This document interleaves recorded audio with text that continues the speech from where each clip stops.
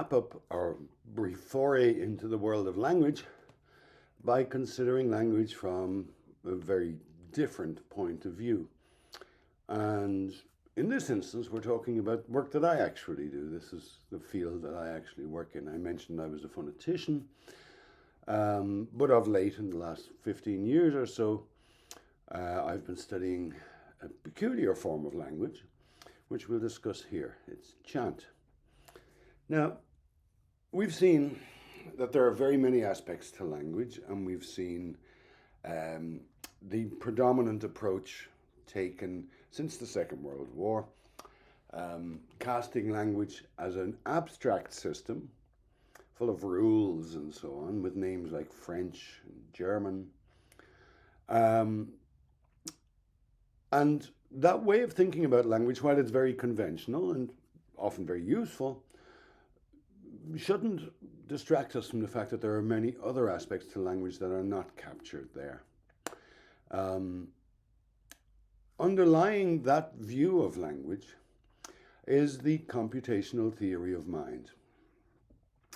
And this computational theory of mind, again, something that has only developed since the Second World War, uses a particular way of talking about minds and people, which is so common that we tend to forget that it's just a way of talking. It's one way of coming at things.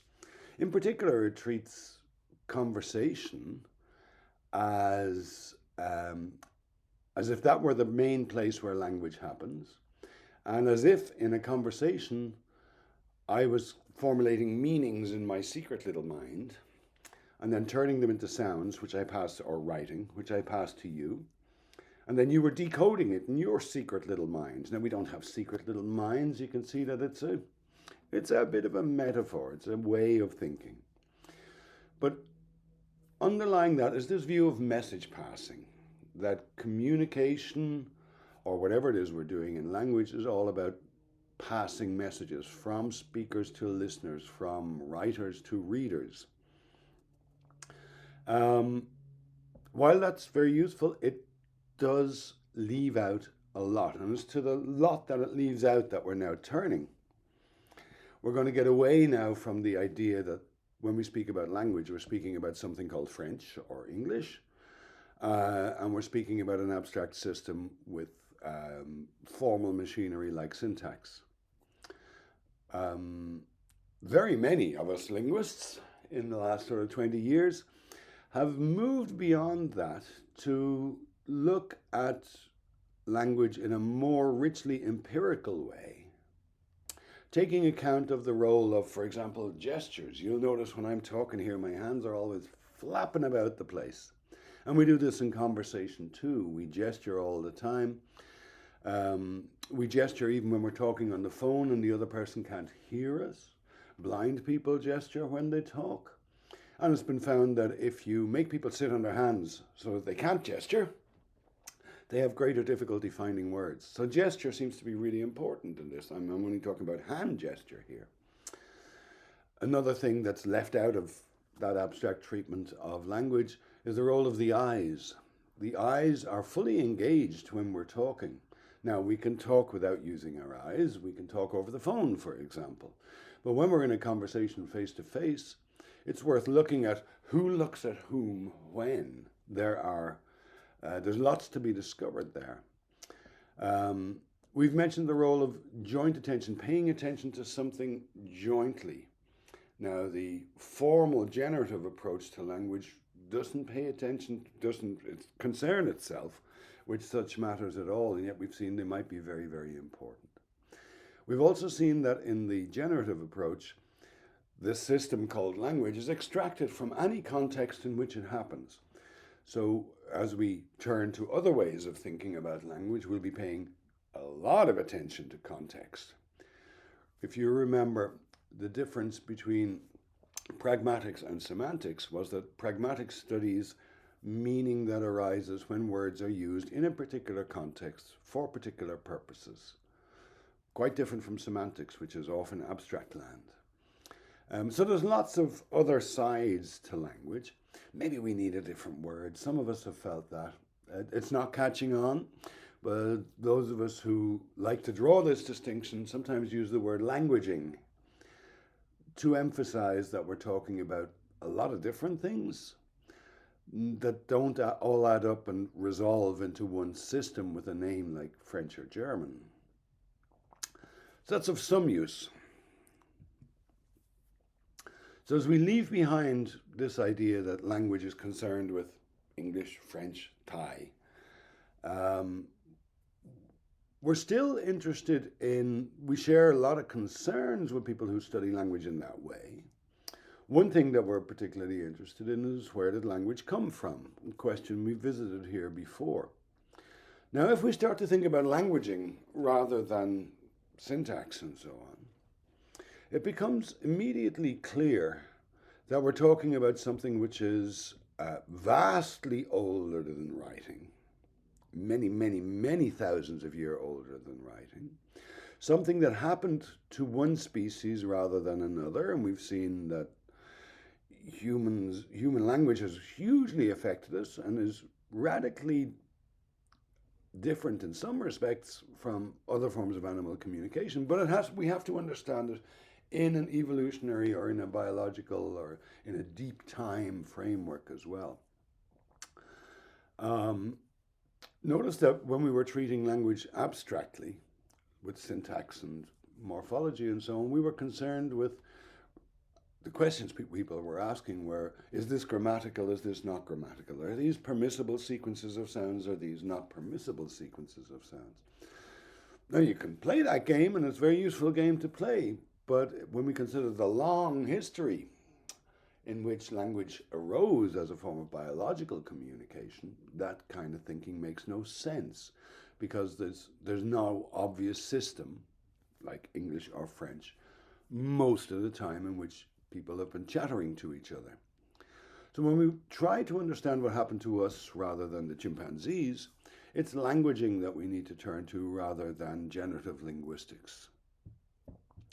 So in languaging, we'd be looking at situated, context-bound, vocally mediated, communicative behaviors, lots of different kinds, behaviors that allow people to collaborate and cooperate, so we'll call them affiliative behaviors.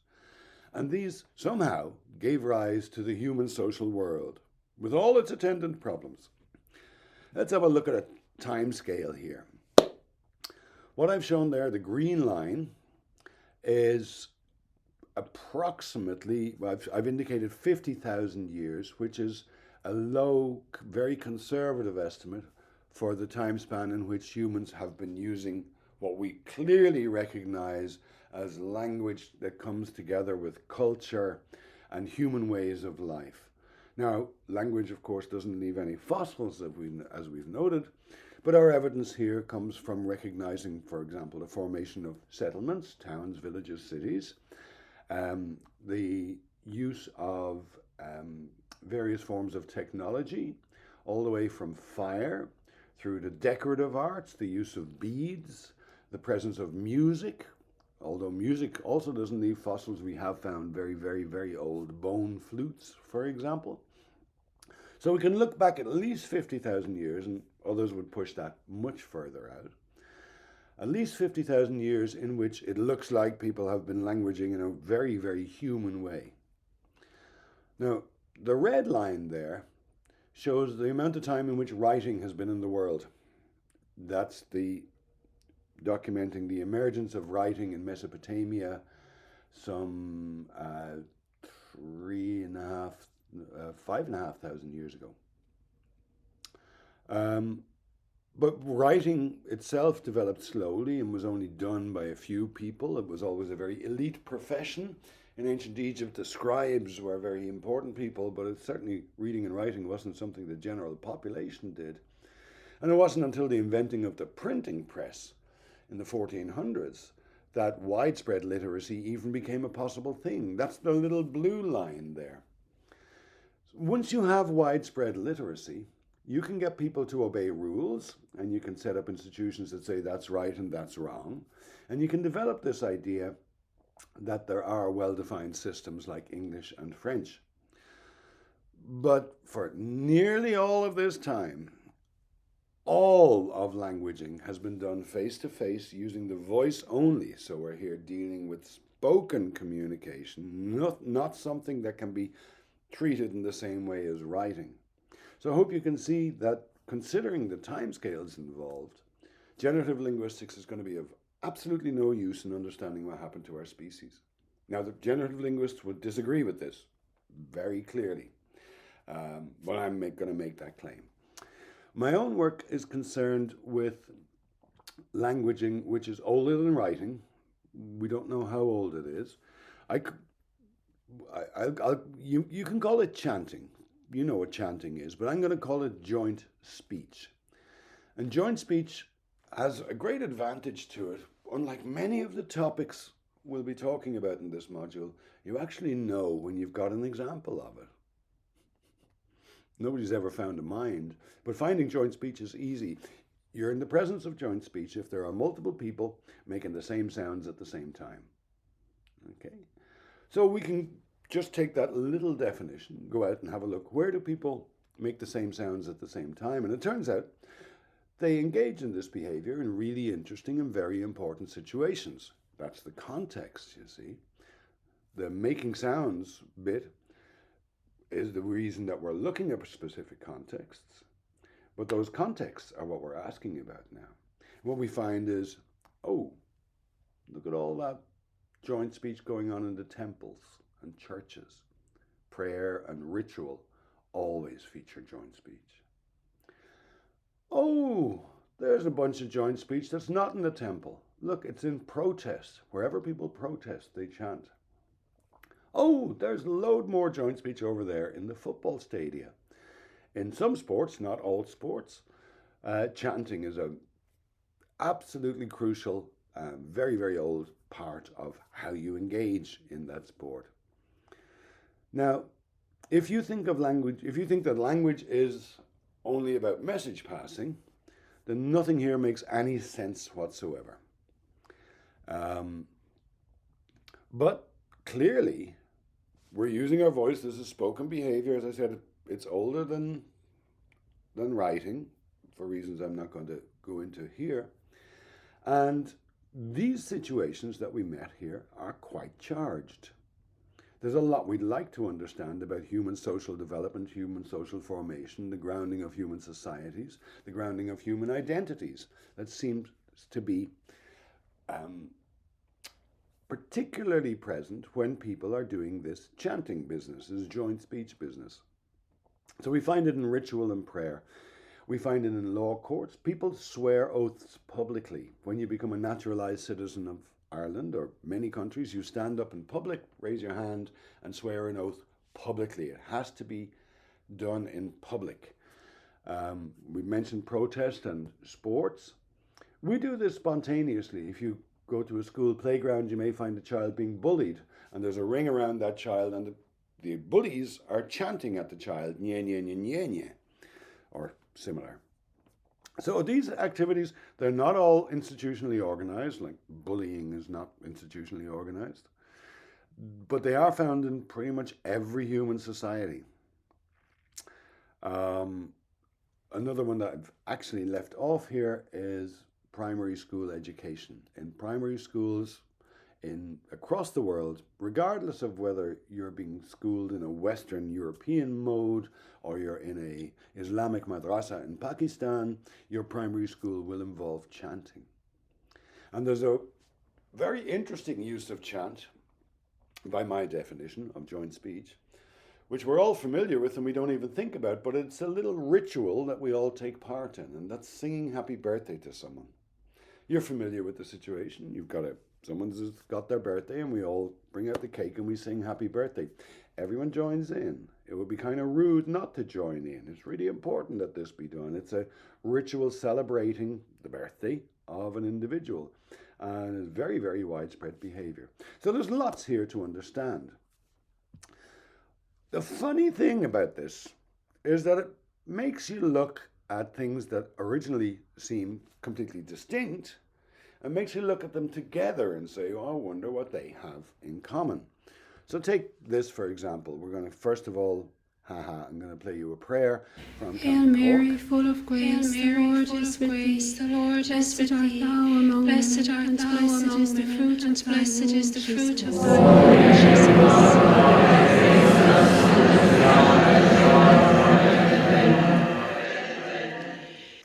You may have seen people saying the rosary before.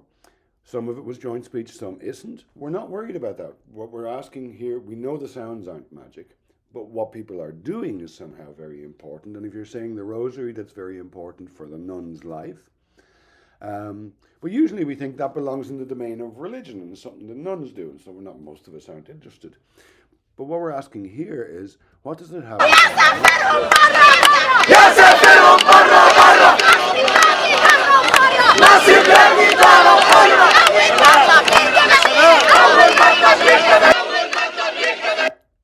That's an impassioned protest from the 2011 so-called Arab Spring uprisings, this time from Cairo. And look, there was call and response. There's one person says something and then everyone else joins in. There's lots and lots of similarities. So it's the similarities we're interested in here. And clearly we're not talking about religion anymore, but we're talking about some very widespread and fundamental human behavior. So here's some things that pop out at you and that give me at least much pause to think. First of all, we're using the voice. It's oral behavior, extremely important to humans, used in important situations, so it definitely belongs in languaging. But speakers and listeners are no longer separate, so it's not about message passing. Everyone knows the texts that are being spoken. Frequently, not always, but frequently, the texts are repeated again and again and again. I'm using text just to illustrate the words. I don't mean written text. Okay. These words are repeated again and again and again and again. Now, if you were trying to communicate something, that would make no sense. Once your message has got through, you're done. But here there's something important about the actual act of speaking. So it's, in a sense, performative. It has to be done. Remember, you have to swear the oath. In all cases, there's something like identity being generated. It's intrinsic to the nuns' ways of life that they recite the rosary. The protesters are insisting that they have an identity which is not being acknowledged. Football supporters are generating their identity as supporters of this team or that team, and they're doing it week in, week out, again with a lot of repetition. The words that they're speaking are not authored on the spot. They're not made up on the fly. So this has nothing to do with Chomsky's concerns about creativity. In both those examples, we saw something that's very common, which is call and response. One person says something and a bunch of people say something else. This allows for joint speech to carry very complex meanings.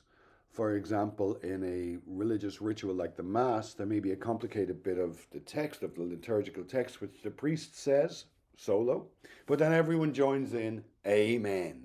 And that little bit of joint speech in there allows everyone to partake in this performative uttering of the words.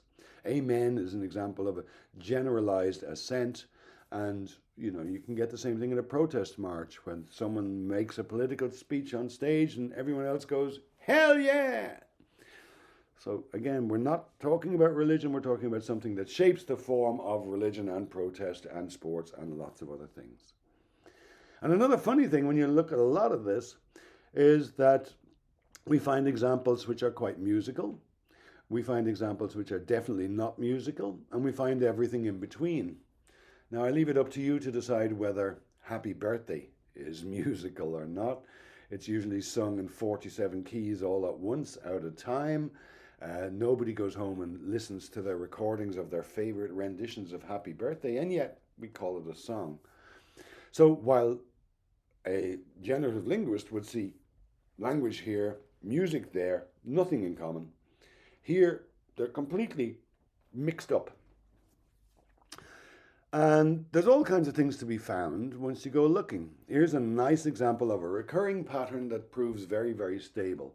As far as I know, this pattern first emerged in 1973 in Chile in protests after the coup, which deposed a guy called Salvador Allende and installed a dictator called Pinochet. And so the first version of this we're going to hear is the words used in Chile, so it's in Spanish, but this example is from many years later.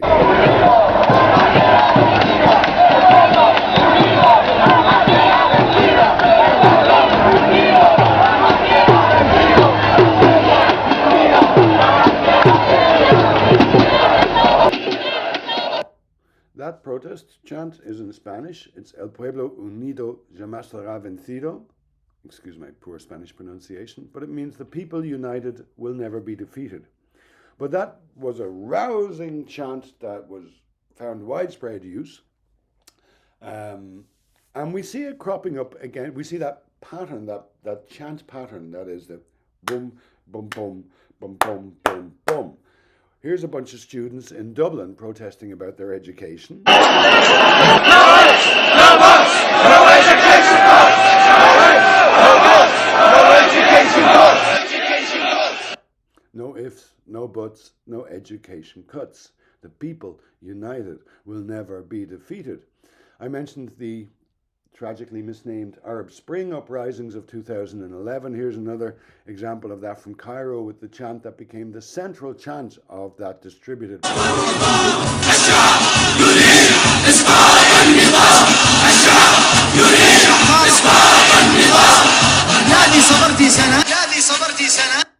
Look at the size of that crowd. It's a huge, very effective chant.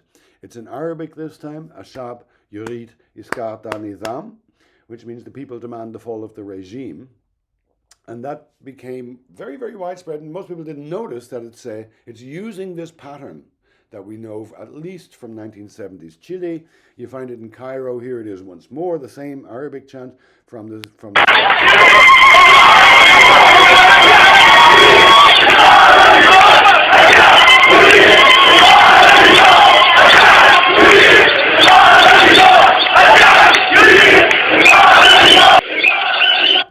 Now, one thing you'll have noticed is it's kind of hard to make out the words. Well, of course, I'm playing Arabic and Spanish at you, so it's going to be hard unless you're a speaker of those languages. But joint speech is not about producing intelligible words that have to be decoded by somebody else. Now, there's lots more to say here. As I said, this is my playground. There's a website with lots more information on it, and there's a website of a whole book I wrote on the subject. But I am going to ask you to watch a video on the topic. It's about a 40-minute talk, which I gave in China. You don't have to follow that URL there. This is for people who might be watching this on YouTube. You'll find it in Brightspace under the required viewing for this talk, for this unit. And it goes in much more detail into some of these peculiar aspects of chanting. So, simply defining what we were studying, multiple people saying the same thing at the same time, opened up a whole world of phenomena, which if we hadn't done that, we might have been oblivious to, might never have noticed. And you might ask, how would we integrate this kind of study into standard ways of viewing the person? And it's not easy. We're kind of limited in the stories we tell about ourselves, but cognitive science has many explanatory frameworks available to us. And in my case, I've found a kind of approach which we're developing in embodied cognitive science called inaction. I have found it to be useful. It gives us a kind of a vocabulary which allows us to speak of collective subjects rather than always talking about individual persons. So if we take the approach of psychology that psychology usually takes, which is that one person has one mind and everything we're going to talk about that person goes on in that secret little mind, that's not the way we approach it in embodied cognitive science and specifically in action, but we recognize different kinds of subjects that come into being. In action means to come into being by doing in different contexts.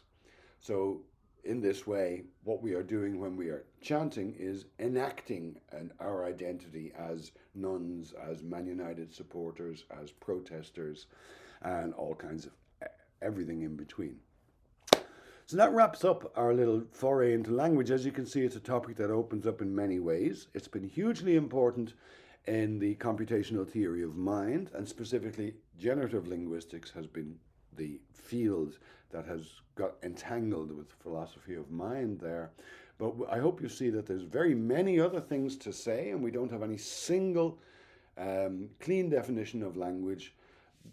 We shouldn't have, really. There's too much going on. There's lots of things going on. Look at my hands. Lots of things going on here. Lots of things to study. Right.